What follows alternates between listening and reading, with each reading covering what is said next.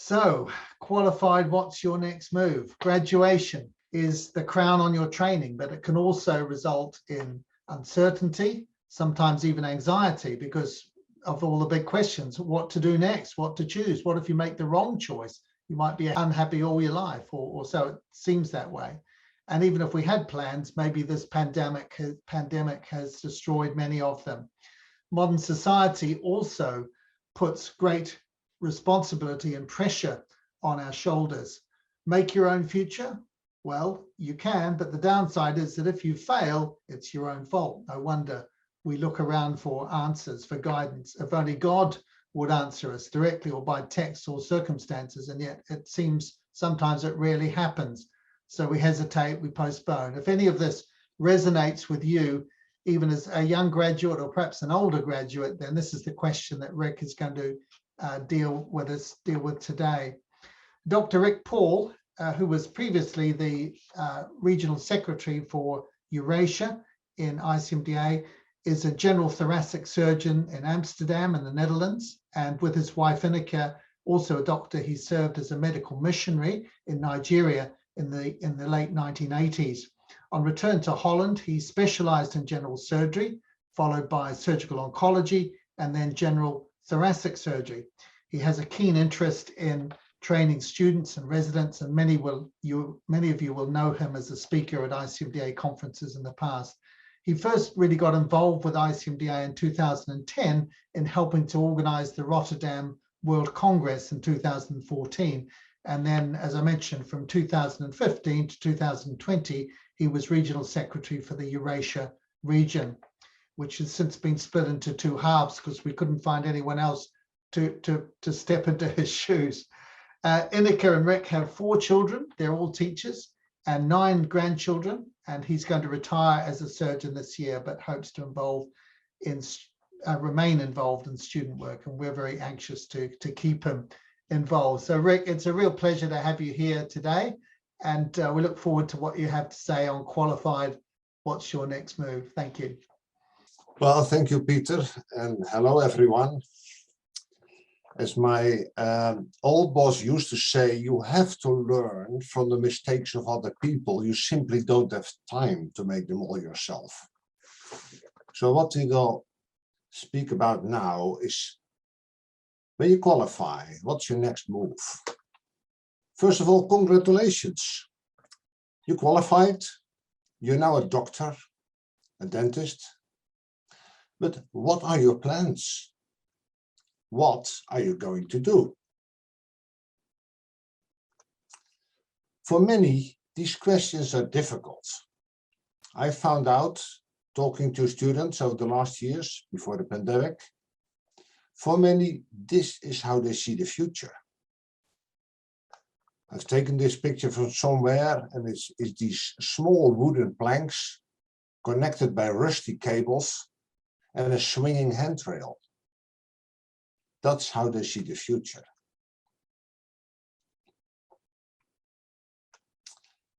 And then, of course, is this pandemic that spoils everything. All your plans, all your possibilities.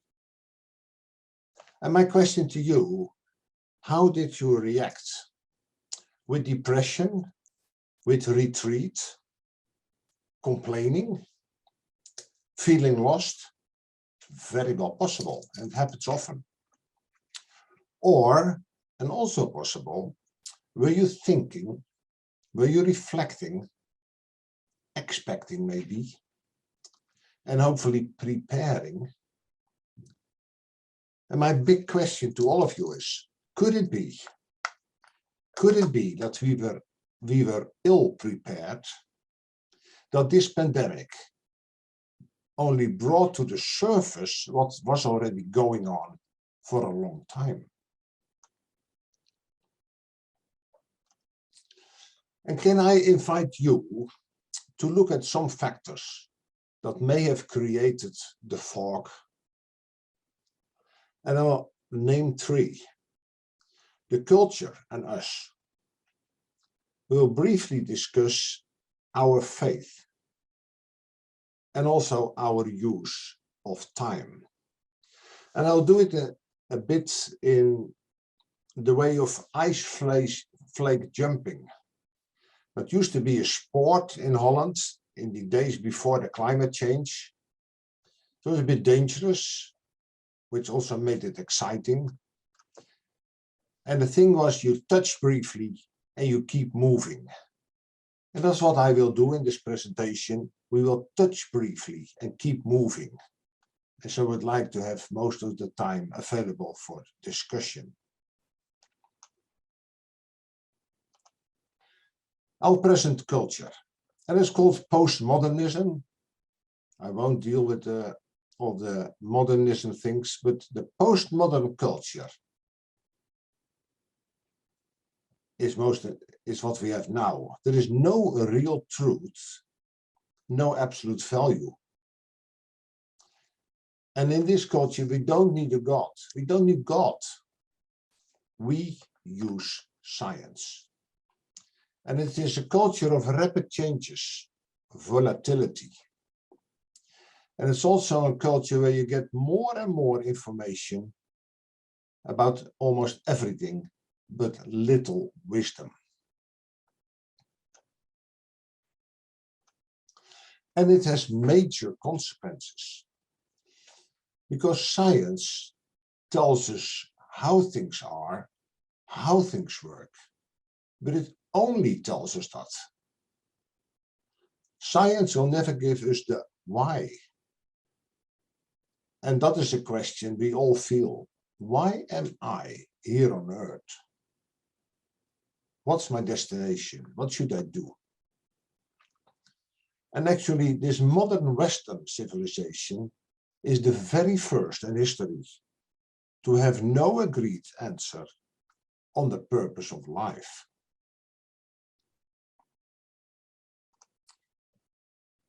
Has other different consequences as well.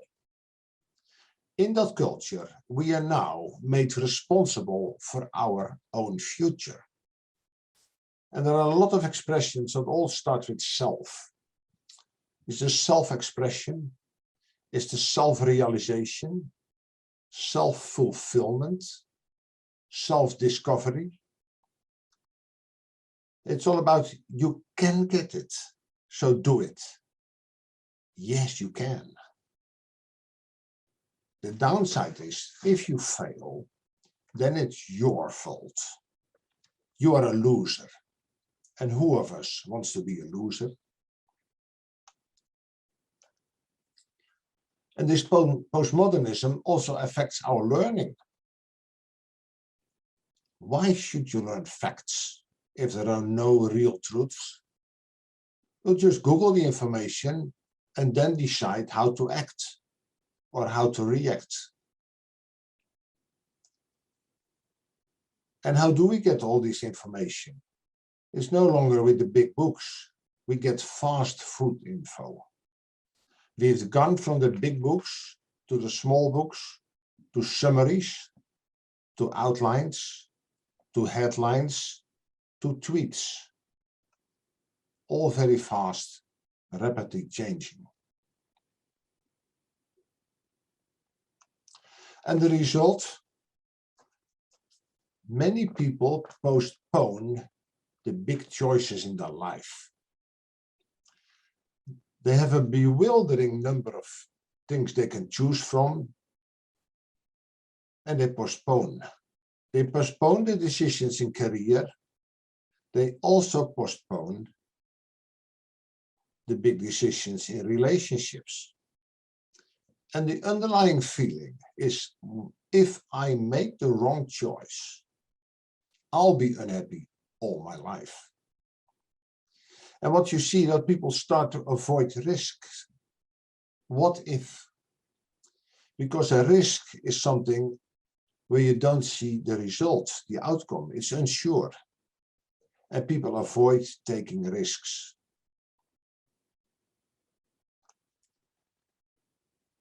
We see our life in modern culture as a long journey with many flights, many stopovers.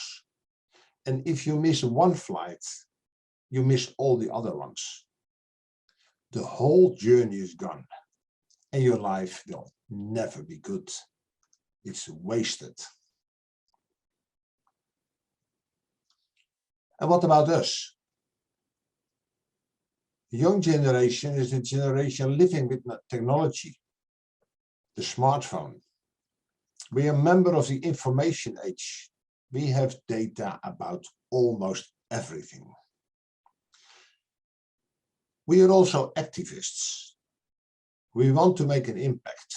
We want to see a result now. And also, we are the first generation in a world in decline. Economical situation, the climate, it's a world in decline and it affects us.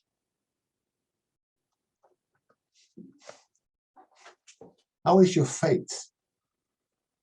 Maybe strange, I should ask the question, but in every period of time, the Christian faith has had its own emphasis and maybe also its own omissions.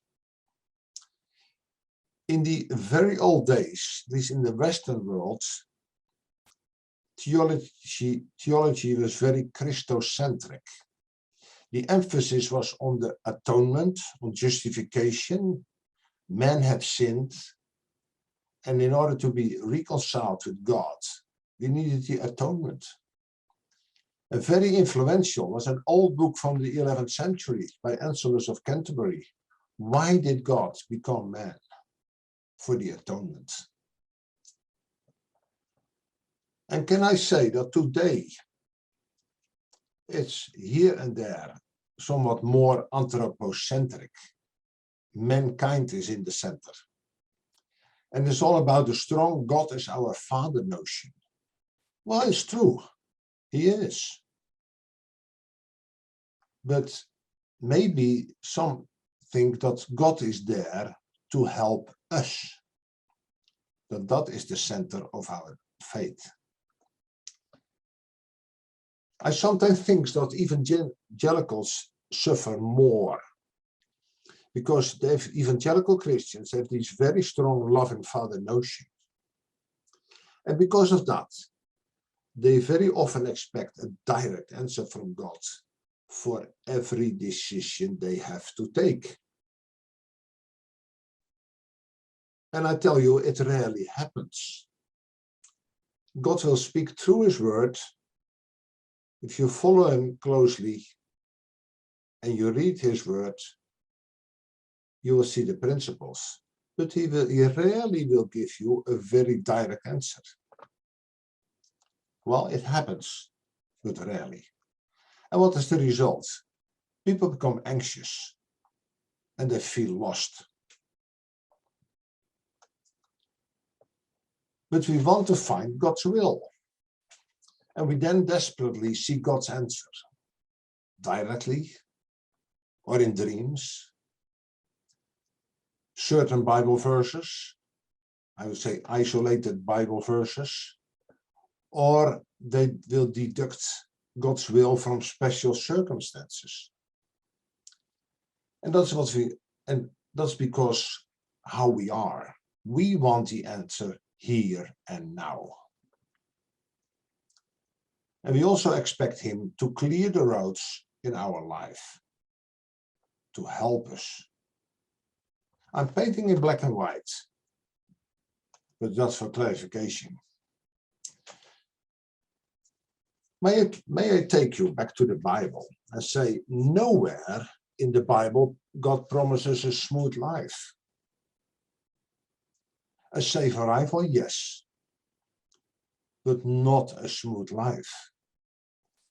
May I point to Joseph, Moses, Daniel,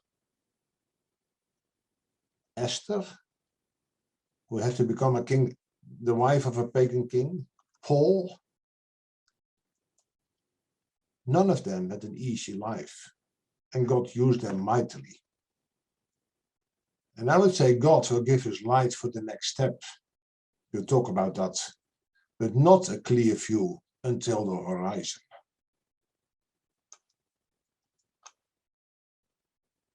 What is then the biblical story? And let's talk about God's plan, what it is all about. God created man for his own glory, and man sinned. That's what we call the fall. And God made a plan to save mankind. He called Abraham, he called Israel, and after Pentecost, the gospel had come to all nations. And history is the working out of God's plan. Mind you, here God is in the center. He will always be in the center. And yes, our lives fit into God's plan. God will use us in that plan. He knows us all. But he will give us light for the next step, not for the horizon, to keep us dependent on him. And we have to trust him. And God gave us guiding principles. Not a direct answer to every question we have. Guiding principles, not detailed daily orders. He did not create robots or puppets. He wants you to use your brains.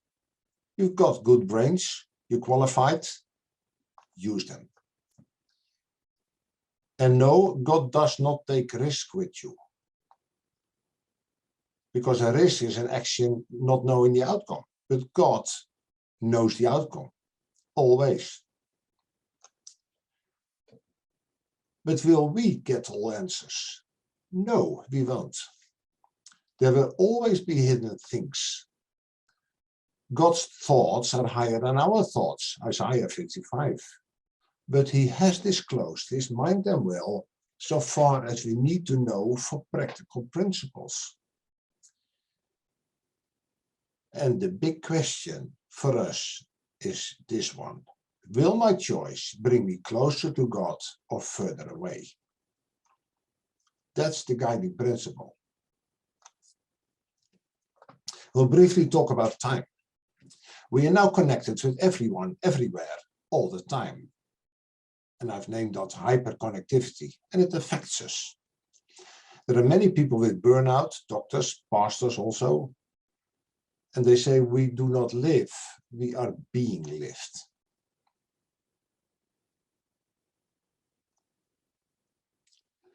And the three big cats of internet, as we call them, Google, Facebook, Amazon, they determine what you will see and how you will see it. And mind you, it will be mainly headlines, not a balanced view.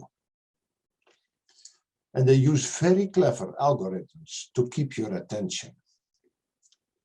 And the CEO of Netflix, a couple of years ago, said, we are competing with sleep. We offer binge watching. If you want to see many episodes of a series, you can see them all. And if you want to read a book that will show you how this will utterly destroy your life, read a book by Dave Eggers, Circle. This is my favorite cartoon, which I use in each and every presentation I give, because it says it all. And here is the text from John 10. My sheep listen to my voice. I know them and they follow me. And this is reality.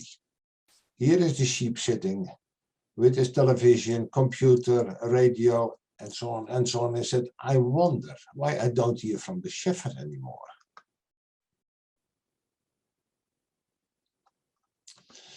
And the newest development is Mediaverse by Facebook, which is now called Meta. It plans to make virtual reality available, always and everywhere. And this virtual reality has no hardships, no battles. It will be a great temptation to withdraw from reality. Could it be that this is the new empire? And I quote Churchill, who during the Second World War in 1943 gave a talk at Harvard University. And he said, the empires of the future will be the empires of the mind. It will no longer be a war about territories. It will be about the mind. And could it be that we are seeing that today? We have this information overload. And the pandemic and the subsequent lockdowns have increased our dependency on online information. It has become even more. And as I said, this 24 hours, 7 days a week current of information even disrupts our sleep. And it affects us. We all know that sleep, that's God's own medicine. And my question to you all, will you be able to reverse this trend in your own life? It's hard, so also hard for me.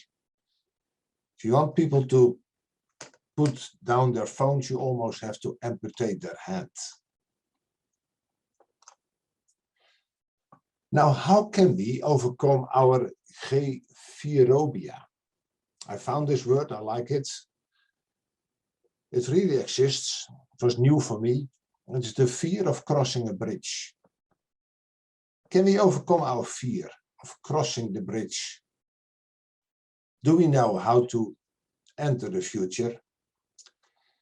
And to me, the way forward was to manage your time. Most important of all, study your Bible. We should be Bible readers, not quoters of isolated Bible verses. And I would also say, faithfully do your duty, the small things, and have patience. Let me explain a little more. Maybe we could look how we use our time. We only have 24 hours a day. And if you want to move in one direction, you have to leave the other direction. In order to reach the east, you have to leave the west. And really ask yourself, can we do better? We are very busy, but we also waste many hours. And my question, do you come in the audience of one? And with that, I mean God. Do you come in God's presence every day and be silent? We often prefer activity to prayer. We are activists. We talk about God. We sing about God. We work for God. But in a relationship, there should be communication. How busy are you? And let's talk about the small things. We activists want to make an impact. But for many years, many of the things you do are not that important. Not world-changing as we want it to be. But it is very important that you do them well. Because the small tasks now determine how you are going to do the big ones later. Just look at the life of Daniel. Decisions early in life made that he could handle the big ones later.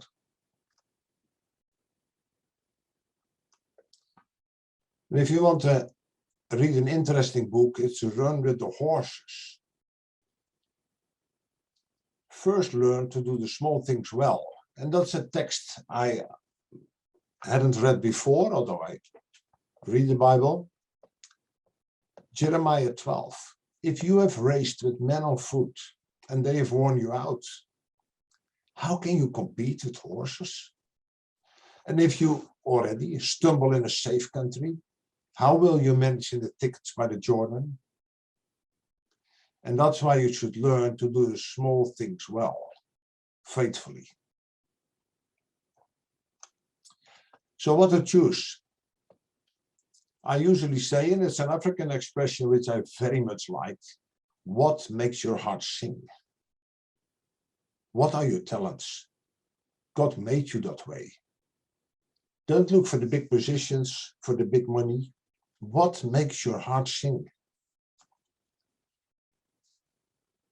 And if you don't know, you ask your friends. And if they're not willing to tell you, ask your mother. She knows you. Seek counsel. That's very important. We are all very lonely in these days. Seek counsel. And again, use your brain. God did not make puppets. Use your brain and common sense. Again, the guiding principle. Will it bring me closer to God or further away? What about the neutral things? I would say don't be afraid to go ahead. Use your common sense. And trust God, and guidance is often seen in retrospect. And this is all about God's providence. You have to trust Him.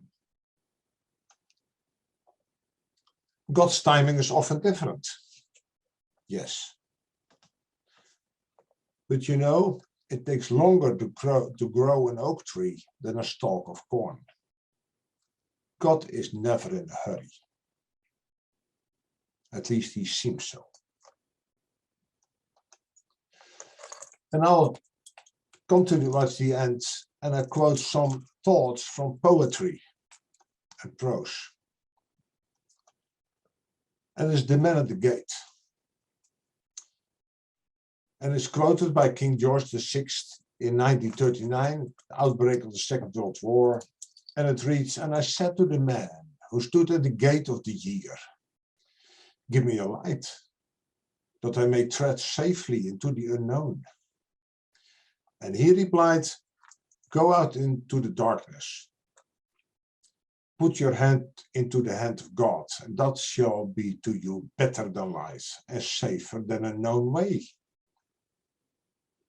Good to remind yourself. And a poem by Ella Wheeler Wilcox, "The set of the sails. One ship drives east, another west, with the self-same winds that blow. It's the set of the sails, and not the gales, that decides the way to go. It's the set of the sails." So what to do? I would say set your sails. Manage your time. Don't be afraid to choose, to take a risk. Trust God. But do something. Don't stand there and waste your time. Do your task faithfully. Dare to move, cross the bridge. Don't fear the challenges. As the Dutch proverb said, always nice weather never made a good sailor. To summarize, God never promised us an easy journey in life, but He promised us a safe arrival. And not even a pandemic is going to change that. And if you want to read good advice on this, I recommend this book. It's less than €4 as an ebook. Just Do Something. A Liberating Approach to Finding God's Will by Kevin DeYoung. And he's a pastor from America. It's a great, great book. We've handed out copies to students in the past. It's great.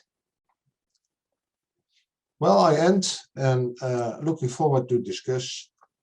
Thank you for your attention.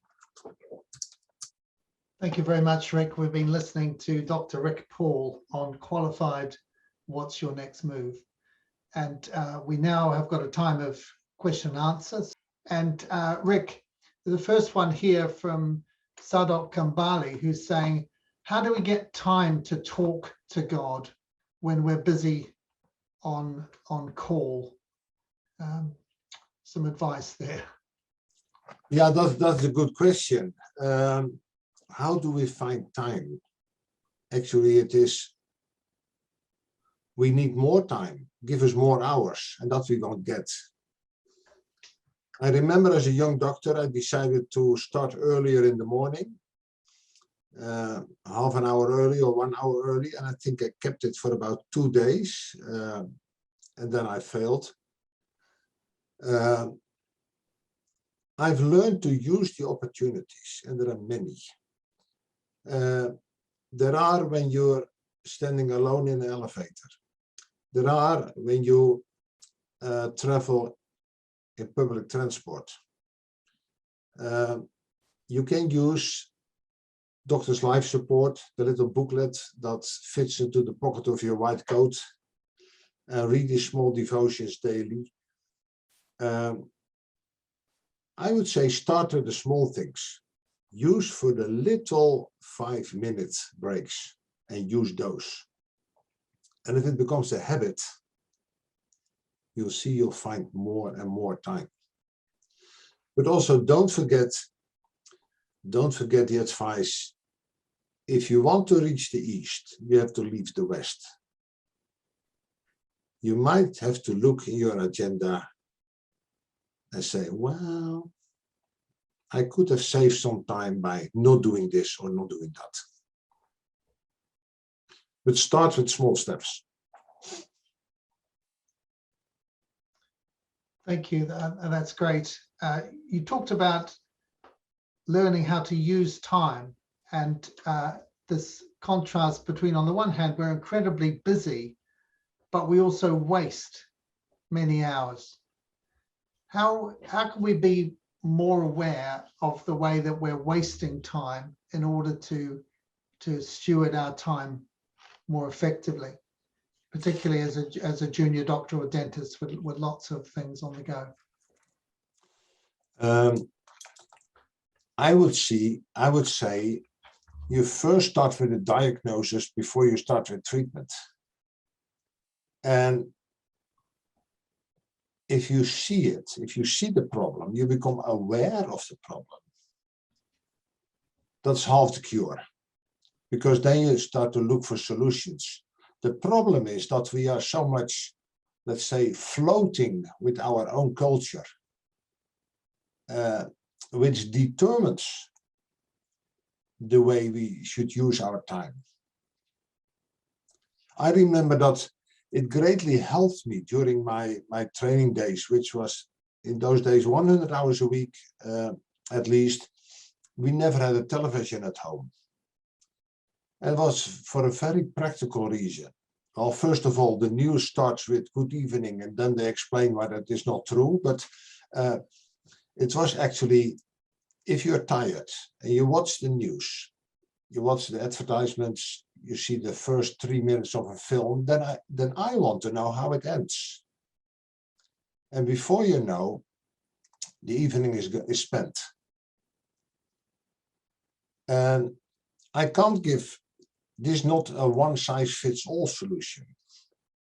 But I would say to each and one of you, if you really want some small bits of time, look in your own life where you can find them, where you can pick them. And it all starts with the small steps. And as you say, that the awareness. It's the awareness. It's the awareness. I very much remember that I stumbled among a group of young students in the hospital, was sitting together and complaining, as they should. And I said, do you have a minute for me? Well, they had. Do you have 2 times 1 minute for me? Well, they had. Then I asked, and I felt a little bit like Abraham near Sodom, do you have 2 times 2 minutes for me? And they became a little bit suspicious and said, what is he aiming at? I said, well, if you have, do one thing. You're now sitting here in this very big organization where no doctor has time for you to teach. Every morning, come 2 minutes early. Go to a patient, greet her and say, hello, who are you, where are you from, all this. At the end of the day, before you go home, you go to that patient, say hello, how was your day? And first of all, a few things will happen. To this patient, you would change everything, because there is someone who sees her or him as a person. Secondly, you will start to look at the medical system through the eyes of a patient, and it will learn you a lot. And if you once pick up that habit, it will grow into attention to small details. That's great advice. Thank you. Sherry Falkenheimer here is asking, worry seems to paralyze many and keep them from taking risks that might be necessary. How would you counsel young graduates about dealing with worry?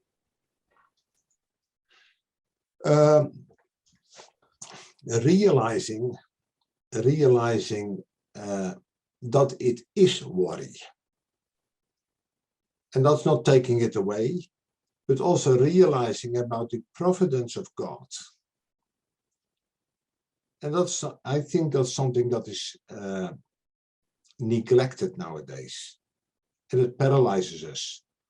And as they say, worry destroys today and also tomorrow. But you can't simply say to people, don't worry, it's there. But once you make them think about life, God, about life, about the biblical view, I think they may gradually grow outside the worry. And also pointing out that they are not responsible for everything in their life. And that even, and I think that's also important, that even if you make a wrong start, that God is a very forgiving God. There are many people in the Bible had a wrong start. Moses had. David did things he shouldn't have done. God can make a new beginning.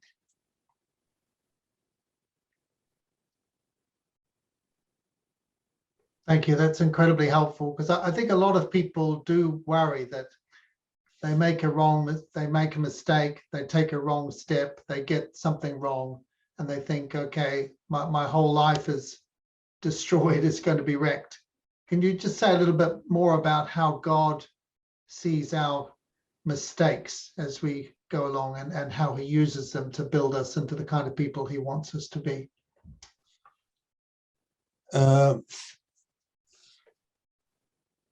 Yeah, that last point, our mistakes, but also the very bad circumstances, that it is something that God can use for the better. And not that we should make mistakes, but that very big responsibility. If I make one mistake, my life is gone. If something fails, well, God can use it.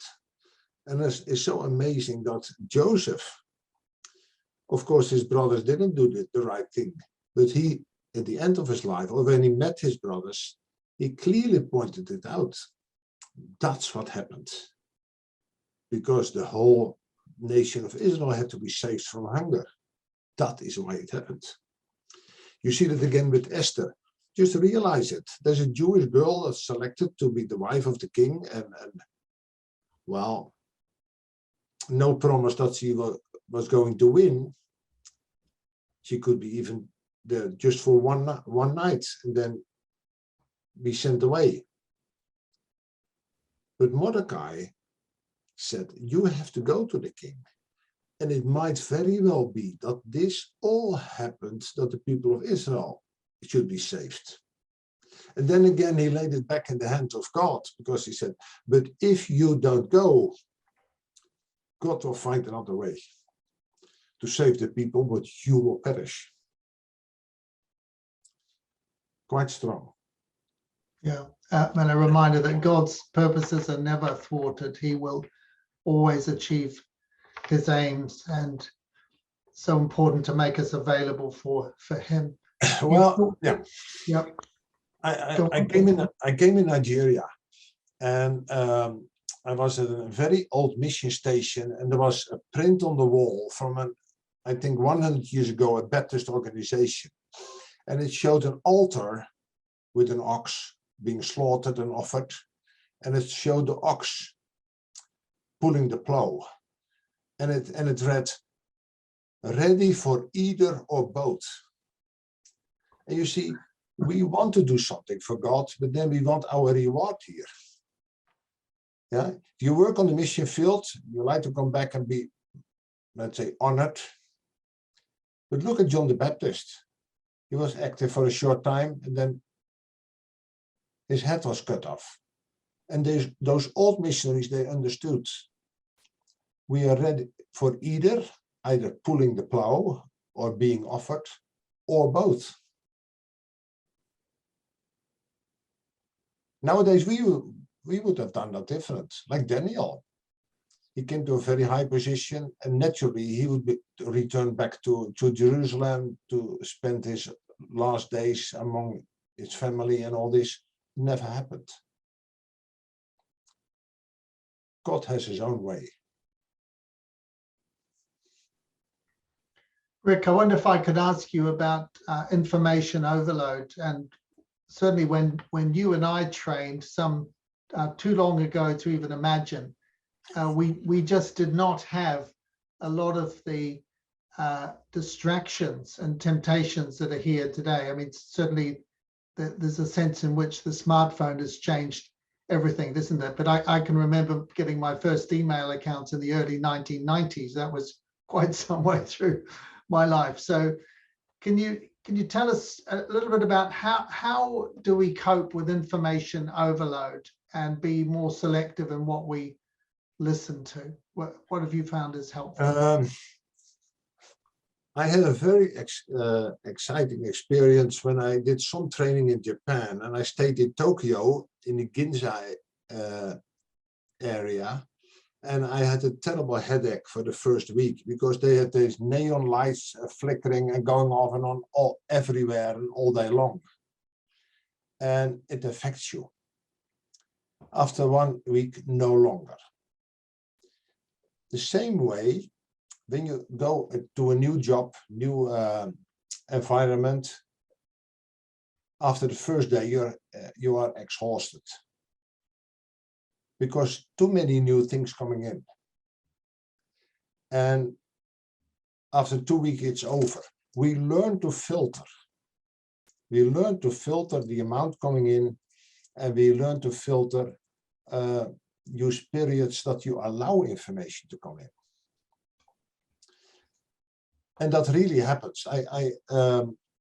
During lectures, I give the example. If you sit in your car and you listen to beautiful music, you sing along because you like it, but you don't mind the traffic so much, so you hit into the car in front of you.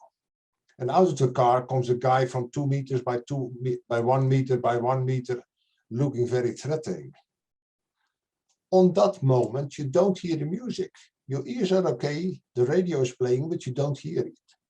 Other information is blocking it. Use these things. Create good input. Create good input. You cannot avoid everything that is coming to you. But manage the periods that it can come to you. Let's say in the old days, when Jesus, in the Jewish country, Jesus said, go into your inner room. In a Jewish house, that was the storage room. That was in the center of the house. We did not have any window to the outside. So no noise was coming in. And I've suggested to a Bible translator that in the new Bible translation, Jesus will say, go into your Wi-Fi free zone. Yeah. Maybe you should create some periods of a little Wi-Fi free zone. Reduce the input. The answer was yes, but what if I missed in this important message? I would say, realize what's really important. Rick, there's an anonymous question, perhaps related to this. You've talked about the importance of cultivating a good devotional life of Bible reading and prayer and study of good books and so on. But also the point of being a good witness in our professional lives as well. We don't want to be bad doctors. How do we get the balance right between our spiritual growth and our professional growth and development?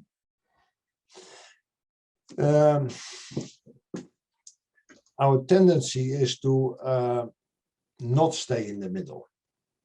And I would give another advice from Africa. build your own tribe. Find 2 or 3 people whom you really trust, not the 800 friends on Facebook, which means you have no friends. 2 or 3 people you can really trust and talk together and share things. I was never been able to see my own blind spots, and I still can't. You need other people. Absolutely. You've talked a bit about the tendency of people to postpone the big decisions today, you know, regarding career, marriage, all these sorts of things. How can we recognize that tendency in ourselves and combat that tendency perhaps to run away and avoid responsibility? How can we, as young doctors and dentists, develop those good decision-making habits? Awareness. Realize it. Occasionally listen to a webinar, and if possible, find that book. Just do something. And if that opens your eyes, it doesn't solve your problem. You can't, as we say, you can't get a running train around a square corner. It derails. But see the problem and start working on it. And it will take time. It will take time. You often go against your natural tendency, and it's work, and it's hard work. But maybe what I often say to students, write down what kind of doctor you want to be. And every 31st of December, pick up that little notebook and read it again and say, am I still the doctor I wanted to be? Or you might say, am I still the doctor whom I want to be? Am I becoming that? Or am I deviating? And I really give the warning because, as they say, the bias of nature is towards the wilderness. And it's also in our life. The bias is towards the wilderness. You have to cultivate. Thank you. There's some comments here in the questions. So Hedwin from Indonesia, one of our field workers, has said, there are many programs set up for junior doctors and dentists to address these kinds of issues, and many of the Christian medical and dental associations around the world, and of course through ICMDA as well. So do make use of the resources that you've got locally about God's calling, missions, vocations, and so on. Jenny Ellis has said she was at a CMF conference in the UK, and someone challenged her by saying, what can you do that no one else can? Yeah. And she said she's found that very useful in decision making. And I wonder, Rick, you mentioned a bit about guidance for career and looking at our giftedness and the things that really energize us, asking those who know us well. Could you just say a little bit more about career choice? Yeah. There's so much choice within medicine, but I mean, why did you decide to become a surgeon and not, you know, a physician, for example? So that sort of thing. How can we make wise decisions about our career choices? If we have those choices, of course, not all of us do. Yeah, I would say many of us will not become the doctor we initially wanted. Just as we did not all become a firefighter or astronaut, which we thought when we were young. Usually at the end of your qualification, you find a job somewhere, and you have to, because you need to earn some money to buy some bread. It may not be the specialization you had in mind. But actually, when you do it, you will see the nice part of that job. And you will start to like it. And when you like it, you will do it even better. And I know many doctors who at the end of their career said, well, I had never thought it would be this. but it has been good for me. Few basic things I would say to students. Just think about what I say, controlled lifestyle or uncontrolled lifestyle. Especially for the many lady doctors nowadays, if you also want to have a family. It might be easier if you could find what I say, controlled lifestyle, not too many off hours, regular hours. Same if you want to play music in a band, sing in a choir, if you have other obligations. There are certain specialties that require a lot of extra hours.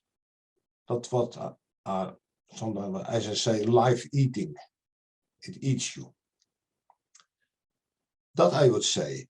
And for the other thing, if you don't know what you should do, ask people around you. What are my gifts? What makes my heart sing?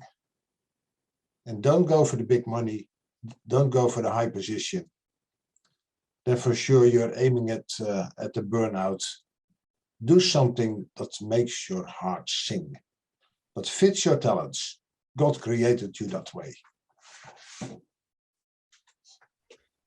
Thank you. You've emphasized the importance of making decisions in the present. I think what you said is God's word is a light to our path, but not our horizon. I think a lot of people worry about decisions down the road, don't they? Yeah. Could you say a little bit more about just staying in the moment and making good decisions? I was struck by another thing that you mentioned, that every decision takes us closer to God or further away. So how can we be helped to make good decisions in the moment? To me, it's that principle. Does it bring me closer to God or further away? But there are many neutral things. Then I would say, if they're so-called neutral, then look, does it fit my tendency? Does it fit my talents? And third, counsel. Too many people struggle on their own. I would say, find other people whom you can trust. There is wisdom in counsel. Thank you. Thank you so much. Well, I think sadly we've run out of time now. We could have gone on for quite a lot longer. But thank you so much, Rick, for just addressing this subject. I know we've had a lot of young doctors and dentists here today listening, and also some older folk coming to learn where they went wrong in the early years. So we're really grateful to you. So it just remains to me to say thank you again to Rick. Thank you to all of you for coming along today and making it a success. So may the Lord bless you, and we look forward to seeing you again, same time, same place on ICMDA webinars next week. God bless.